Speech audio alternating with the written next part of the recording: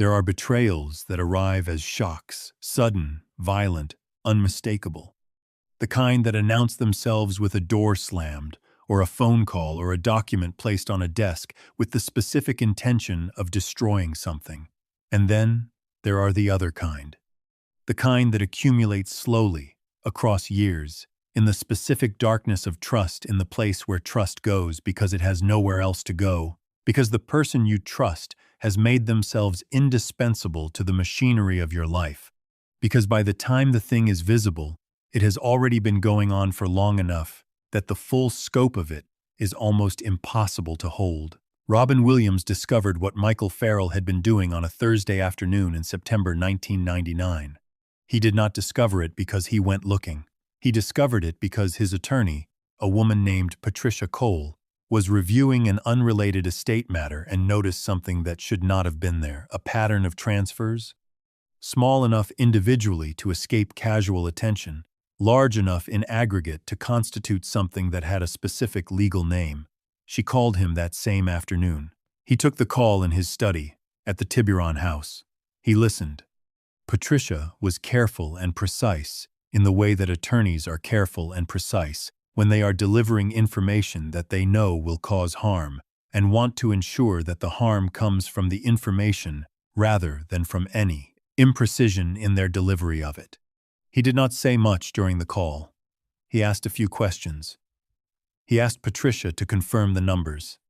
She confirmed them. He hung up. He sat in his study for approximately 2 hours.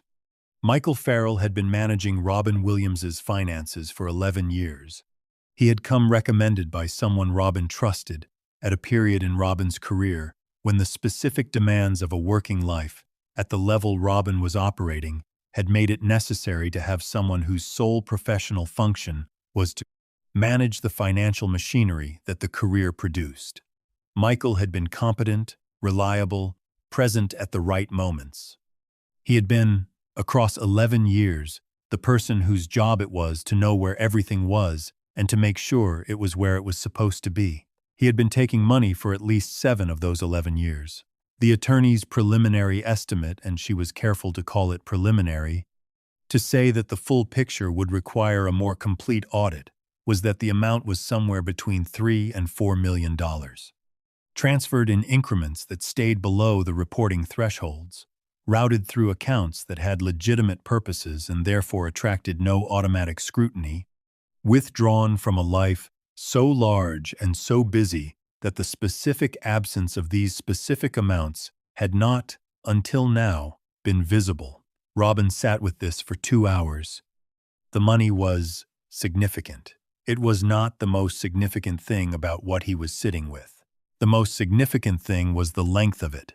7 years. 7 years of specific, deliberate, repeated action. 7 years of choosing, repeatedly, to take something that was not his from someone who had trusted him with access to everything.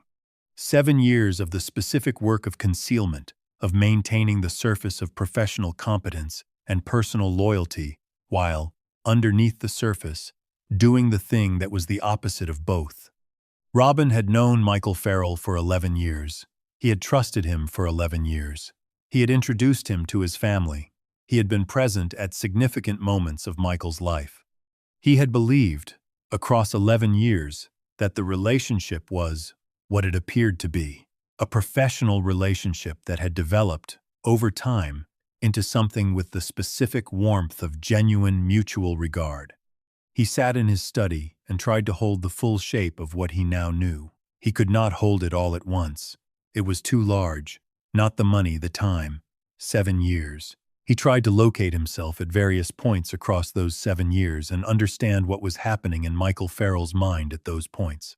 What was Michael thinking in 1992 when the first transfers were made? What was he thinking in 1994 when Robin's career was at one of its highest points and Michael had been there, professional and present and apparently loyal while also doing what he was doing? What was he thinking in 1996? At the dinner where Robin had said something in Michael's presence about trusting the people around him, about the specific gratitude of having people you trust in the machinery of a life as complicated as his, He could not locate himself in those years with any confidence now. The past had been reorganized by the present. What he remembered as one thing was now another.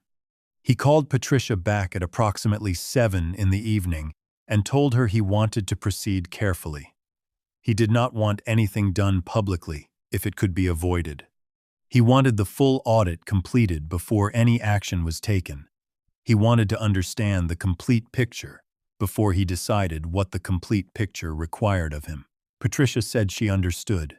She said she would have the full audit within 30 days. He thanked her and hung up. He did not call Michael Farrell that night. He did not call him the next day or the day after. He continued the specific work of his professional life as if nothing had changed, because nothing visible had changed, because the audit was not yet complete and the full picture was not yet known.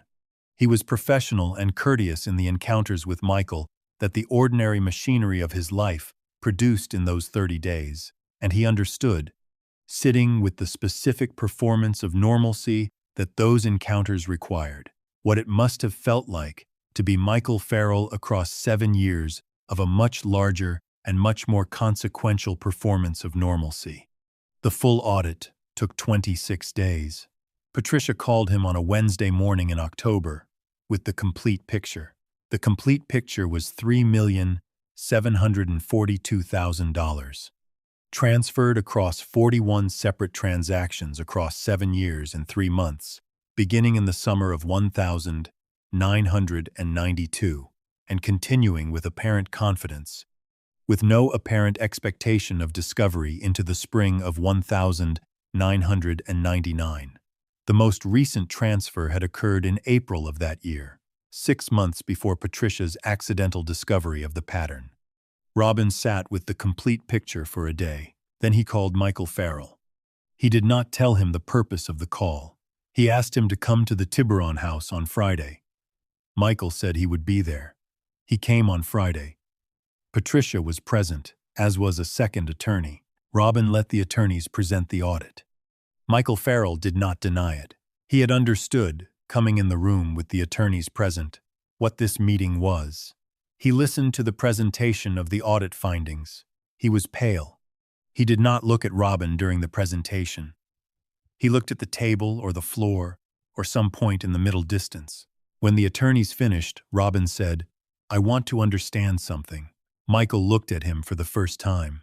Robin said, "Was there a moment when you decided to start, or did it happen gradually?" Michael was quiet for a long time. He said, "It started small. I told myself I would put it back." Robin said, "You didn't put it back." Michael said, "No." Robin said, "For 7 years, you didn't put it back." Michael said, "No." The room was quiet. Robin said, "The money is one thing. I need you to understand that I know the money is one thing.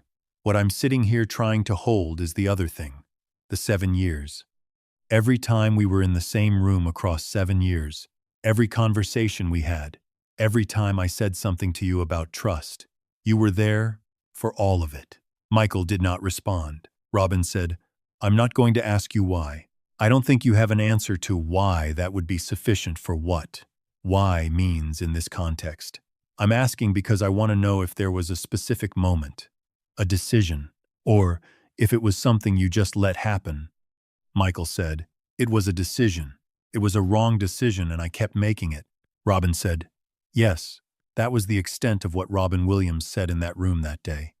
The attorneys handled the rest: the legal framework, the repayment arrangement, the specific terms under which Michael Farrell would leave his role without criminal prosecution, which Robin had decided before the meeting he would not pursue if repayment could be structured.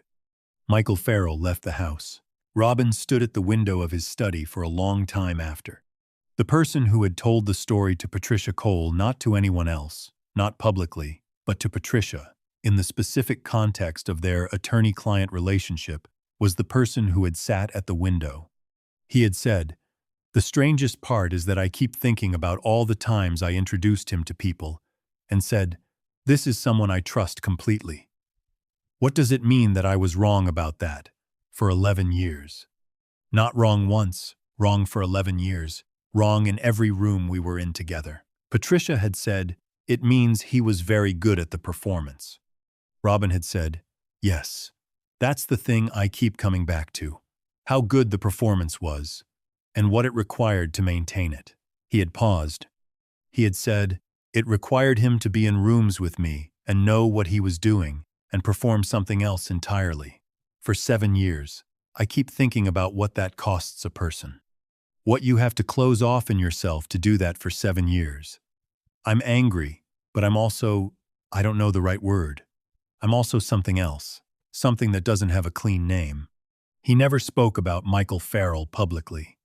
He restructured his financial management with new oversight systems that Patricia helped him design. He moved forward in the specific way that people move forward when something has been taken from them that was not only money. The money was eventually repaid not in full, not immediately, but across the years in the structured arrangement the attorneys had negotiated. Robin accepted the arrangement. He did not pursue criminal charges. He did not speak about Michael Farrell to journalists, or in interviews, or in the public record. He continued, "That is the thing about the specific kind of betrayal that comes from inside trust. The continuation is the hardest part. Not because the person who was betrayed cannot continue, they almost always can, but because the continuation requires them to carry the reorganized past alongside the present, to know that the memory of 11 years contains within it 7 years of something that was not what it appeared to be. To understand that the specific warmth of what felt like genuine mutual regard was, for at least one of the two people in it, a performance." Robin Williams continued, "He made the work he made. He was present in the rooms he was present in. He gave, as he always gave, fully and without apparent reservation, to the people and the work around him. He never stopped being the person who gives fully. He understood, having sat with what it costs a person to perform loyalty for 7 years while doing its opposite, how rare genuine giving actually is. And he gave anyway. That is the whole of it. That is what the window looked like. There is a particular quality to the silence that follows the full understanding of a betrayal. Not the silence of shock. Shock has its own noise, its own internal chaos. This is the silence that comes after shock has passed and understanding has arrived. The silence of a person who has held the complete picture long enough to begin to see all of its edges. Robin Williams sat in that silence for longer than 2 hours on the Wednesday morning after Patricia called with the complete audit. He sat in it across the days that followed. He sat in it in the specific way of someone who is not trying to escape the silence but to understand what the silence contains. What it contained was this: 11 years of a relationship that he had understood in one way and that he now understood in another. The relationship had not changed. It had always been what it was, had always contained within it the thing he did not know was there. What had changed was his knowledge of it. The past had been reorganized without his consent, without the possibility of appeal. He thought about the specific texture of the 11 years. He thought about 1,990. When Michael Farrell had first come into the professional circle, had been recommended by someone Robin trusted, had been competent and careful and present in exactly the ways that someone in that role needed to be. He thought about the early years of the relationship, when the competence had been straightforward and the trust had been earned in the ordinary way that professional trust is earned, through reliability, through accuracy, through the specific, small demonstrations of trustworthiness that accumulate across time into something that feels solid. He thought about the first transfer, summer 1992.